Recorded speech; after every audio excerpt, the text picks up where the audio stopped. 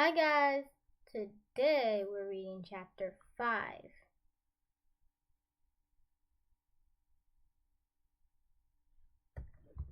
Chapter 5 of Nightcat Rise of the Secret Squad Part 2. So I just came back from school, and I was feeling bored. But anyways, let's read. Chapter 5, The Clash of Blood and Shadows. They used to say when you train hard enough, the fight feels like a memory. I used to think that was nonsense, but not anymore. After defeating the wild pack, the jungle finally felt silent. No more crashing ceilings, no more surprise ambushes, no more losing. But we weren't about to let victory make us soft. So we trained harder than ever. But do you know, in Nightcat Part 4, just one sneak peek, in Nightcat Part 4, she actually goes for a walk in Meowtropolis that they rebuilt. Anyways, back to the story. So we trained harder than ever. The training room was a storm of energy. Fluxus Cat spun like a whirlwind, her kicks slicing through steel pillars. Daredevil Cat was a blur, claws moving targets like they were paper. Clawing through moving targets like they were paper. Glitch Cat wore a sleek new suit powered by solar cells, zapping virtual enemies while coding midair.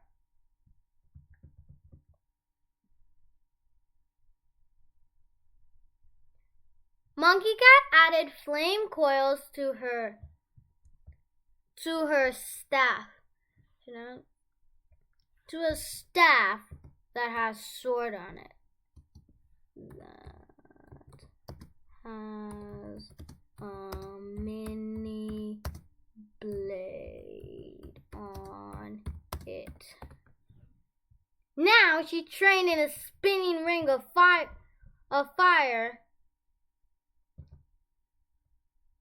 and a bit of steel. And a bit of steel. And me, I fought in the shadows, in pitch blackness, memorizing every strike by feeling alone. Okay, seriously? And we were a unit made of lightning, lava, and laser fire. Then the walls shook, the ground cracked, and our alarms silent. He didn't sneak in like Venom the Snake. He didn't hack us like...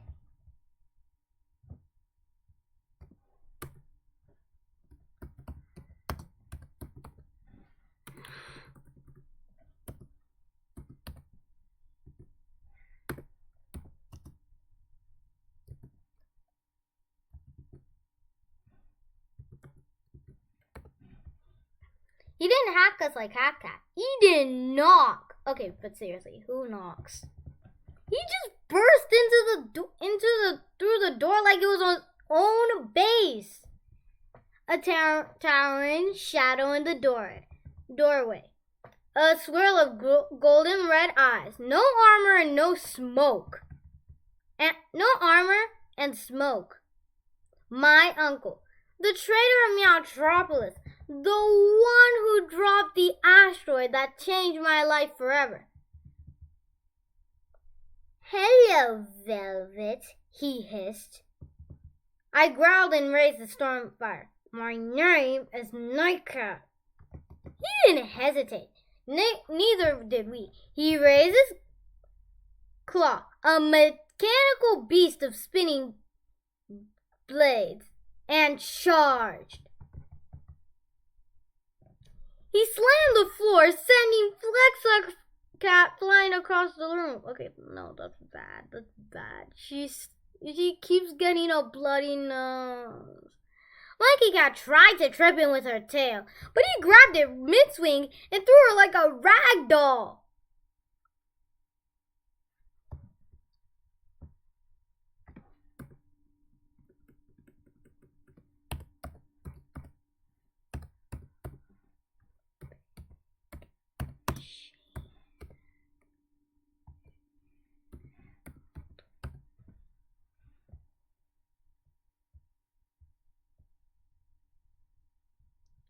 Daredevil Cat launched herself into a fury of slashes, but his holographic shield blocked every hit.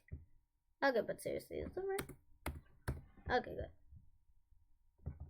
Glitch Cat activated her shock dome, but he shattered it with one punch. Then he turned to me. Still playing superhero, niece? Still pretending to be strong? I didn't answer. I leapt. We clashed in the air, staff against claw, sparks flying and shadows swirling. He was fast, terrifying, and cruel. And for a moment, I almost lost. But then my team got up. Flexicat kicked him in the back of the head with a backflip strike. Monkey Cat dropped a flash pod from above.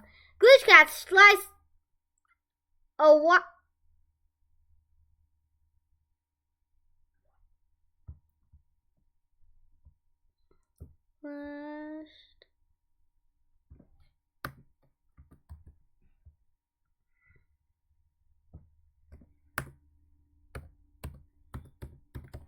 slashed 3 wires in his gauntlet.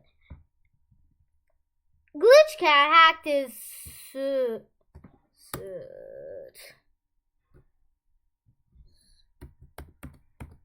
suit's energy core.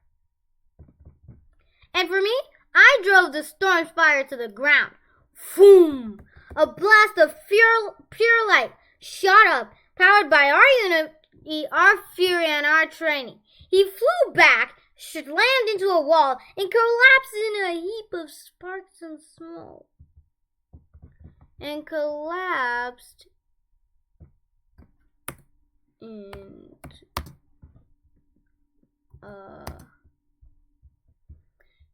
Breathing heavily, I stood over him.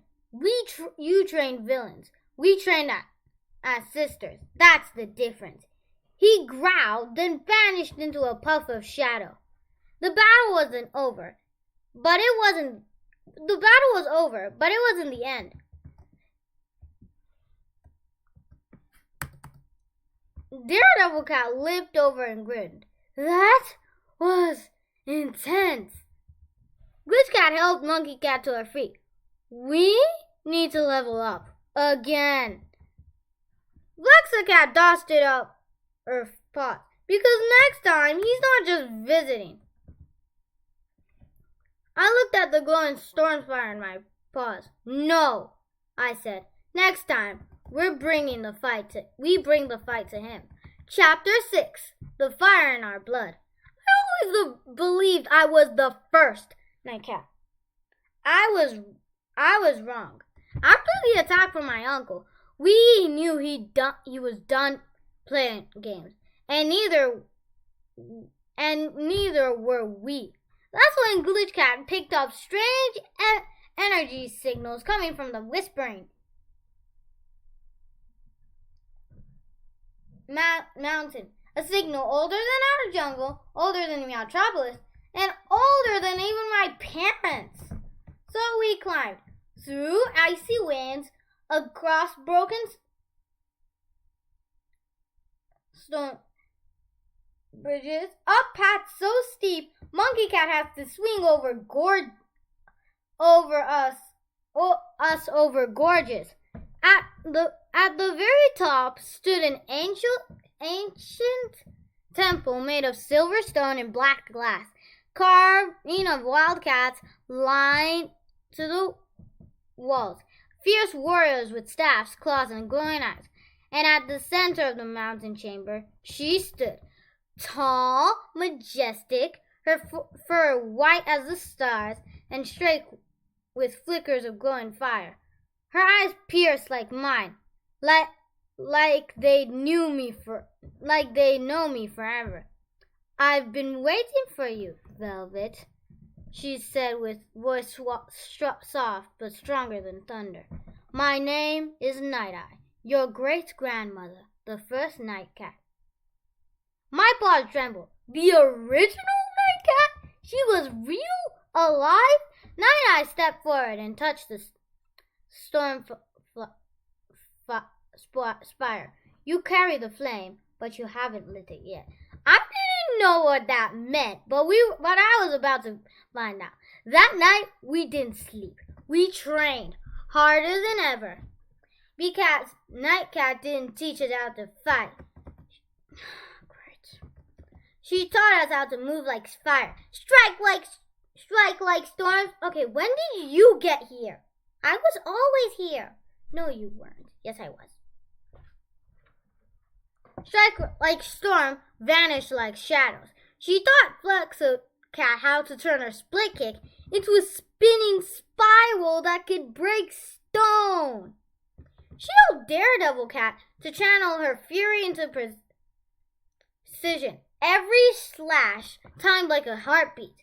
She guided Monkey Cat's wildness into rhythm, making her tail strikes dance like music. And she unlocked Glitch Cat's tech with ancient power, letting her build gadgets that felt like the fight before it happened. And me, she showed me how to fuse this storm fire with something deeper, the fire that blasts down through our blood. Being a night cat, she whispered as we stood in the temple heart, isn't about the gear. It's about the truth, the courage, when to stand when others fall, and the fire that never goes out. I closed my eyes. For the first time, I felt it. A flame deep inside, burning, guiding, rising. By morning, we were not the same. We bowed to Night High, our heads low, her hearts full. She smiled softly. You are ready, my girls. Now go finish what I started. As we descended the Whispering Mountains, the wind behind us, something had changed. We were no longer the Secret Squad. We were the heirs of flame. And my uncle, he won't see what is coming. Okay, but seriously, can I please read chapter 5? Read it, read it, read it. Moana! I thought you were nervous to come on the channel. I was, but I'm enjoying the story. Read it.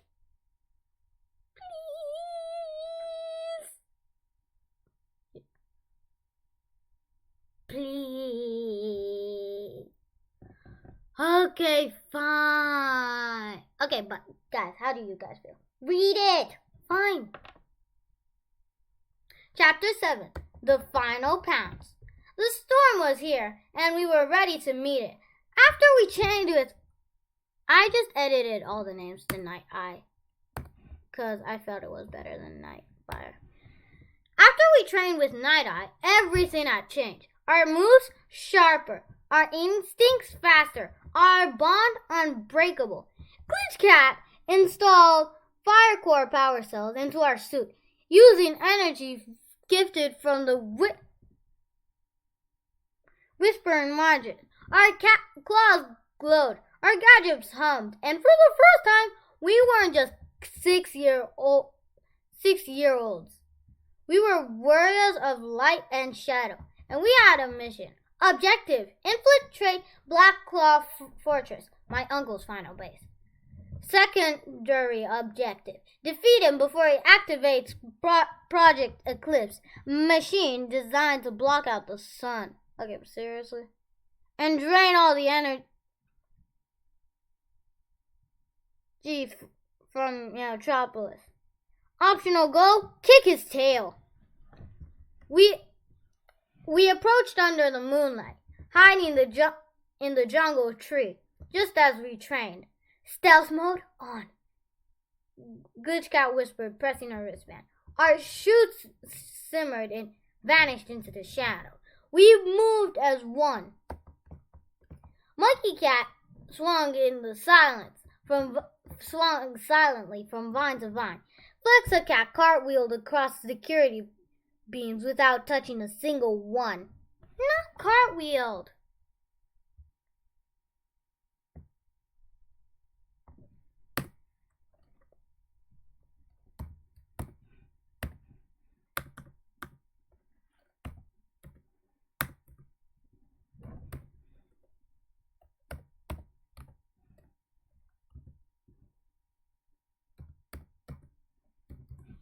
front flipped across the security beams without touching a single one. Daredevil Cat climbed up the outer wall like a silent clawed shadow. Glitch Cat hacked the entry locks midair with a floating drone. And me, I led the way, Storm Spire glowing faintly at my side. We reached the control tower just as the alarms started blaring.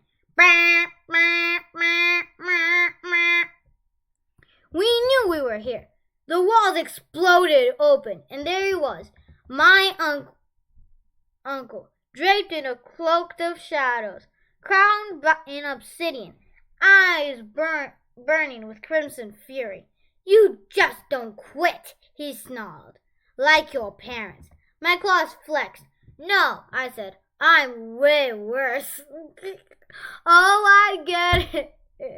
I get it now. Because you know how 6-year-olds can have tantrums sometimes? And if J12 was watching, not you, you never have tantrums.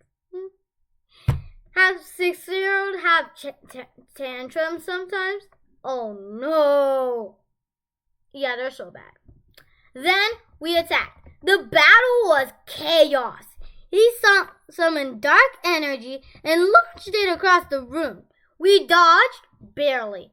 The blast turned the walls to smoke. Daredevil Cat launched a cell from above, slashing. He blocked her, but she distracted him long enough for Monkey Cat to slam him in the back with her flame staff sword. I'm changing that later. With her flame staff.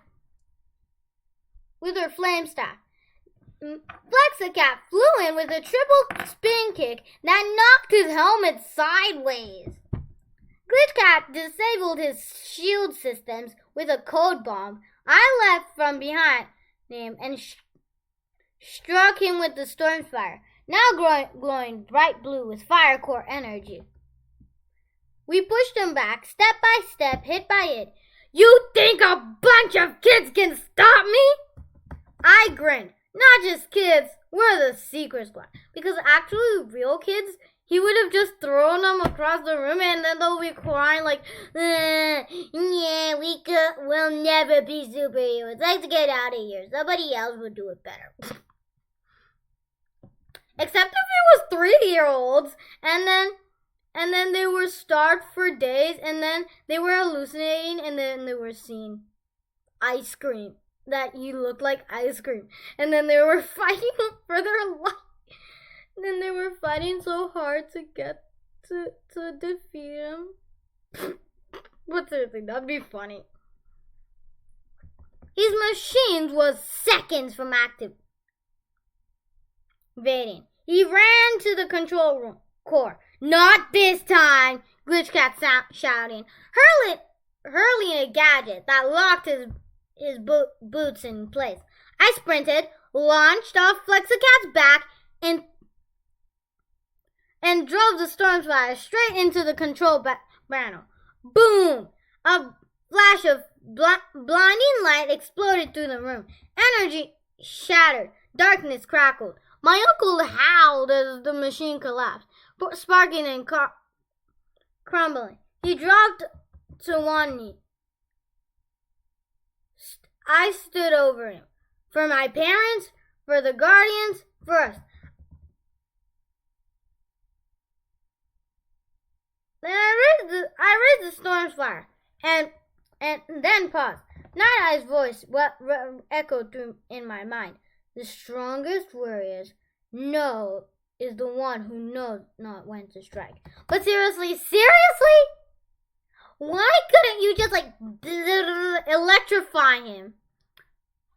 What? Wait. What if it's like Nalo? What do you mean about Nalo? For those who watch Moana too, you'll know exactly what I'm talking about. What is it about Nalo? Like maybe you know how Maui broke all of his storms? Yeah. So what if he just, I don't know, maybe uses that power to generate himself back, generate the system back, and blah, blah, blah, and Have you been listening this whole time? Yeah, and I have a lot of questions after this. She asked on everything. I lowered it. We're done here. He slumped, growled, and growling. And then as the backup team from Meowtropolis arrived to arrest him. As the sun rose over the jungle, the secret squad stood on the edge of the Blackstone Forest. Okay, but seriously, it's the Black Claw.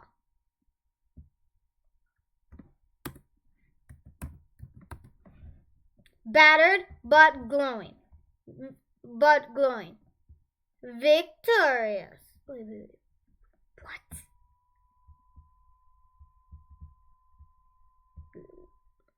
Oh, never mind. Oh, good. Because I was confused. Okay, seriously.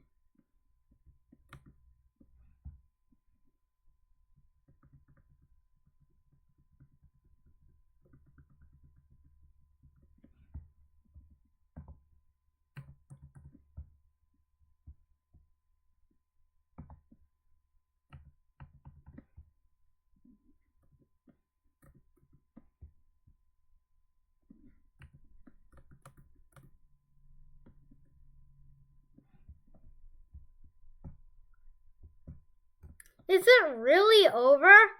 I looked towards the sunrise. For now, I said, but the fire inside us is just getting started. So, bye guys! Tune in next time for... Wait, what? For... Dun dun dun dun dun! Nine Cat Rise of the Secret Squad, Part 3. Bye!